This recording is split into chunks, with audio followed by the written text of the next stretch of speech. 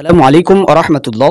সম্মানিত দিনী ভাই ও বোনেরা, আজকে যে বিষয়টি নিয়ে আপনাদের মাঝে আলোকপাত করতে যাচ্ছি, এরকম একটা কার্যকরী তদবির সংক্রান্ত বিষয় যে মানুষ যে অসুস্থ হয় এটা আমরা সকলেই বিশ্বাস করি।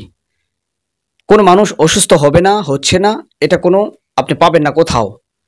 প্রত্যেকটা মানুষ অসুস্থতার শিকার।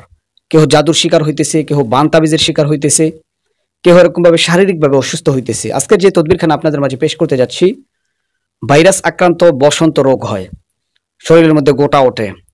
এই গোটা নিবারণের জন্য, এই বসন্ত রোগ থেকে আপনি হেফাজত থাকার জন্য, আপনার রোগীকে হেফাজতে রাখার জন্য আজকের এই কার্যকরী আমলখানা 4টা কবজ আপনাকে লিখতে হবে, 4টা তাবিজ লিখতে হবে। স্ক্রিনে দেখেন একটা নকশা আপনাকে দিলাম, পবিত্র কালামুল্লাহ শরীফের এই নকশাখানা আপনি 4টা লিখবেন তাবিজ। 4টা তাবিজ লিখে যেই লোকটার শরীরের মধ্যে বসন্ত গোটা উঠছে ওই লোকটার বালিশের নিচে একটা রেখে দিবেন, যে খাটের মধ্যে অথবা চকির মধ্যে শোয় ওই চকির পাতির মধ্যে অর্থাৎ কাঠের মধ্যে একটা বেঁধে দিবেন নিচ দিয়ে। আরেকটা কি করবেন আপনি, আপনাকে আরেকটা তাবিজ তাকে ধুইয়া এরকমভাবে পানি খাওয়াইতে হবে, অর্থাৎ গোসলও করাইতে হবে তাকে, এটা ধুইয়া আবার পানিও খাওয়াইতে হবে দৈনিক 3 বার।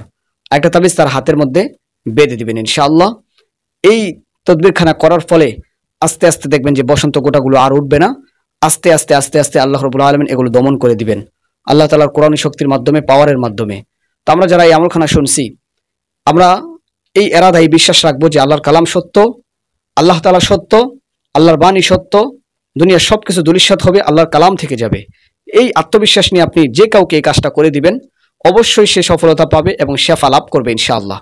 আল্লাহ আমাদের প্রত্যেকটা মানুষকে আল্লাহর হুকুম অনুযায়ী এই সমস্ত আমলগুলো করে, 5 ওয়াক্ত নামাজগুলো আদায় করে নিজের আখলাক চরিত্র ঠিক রেখে চলার তৌফিক দান করেন। আমিন।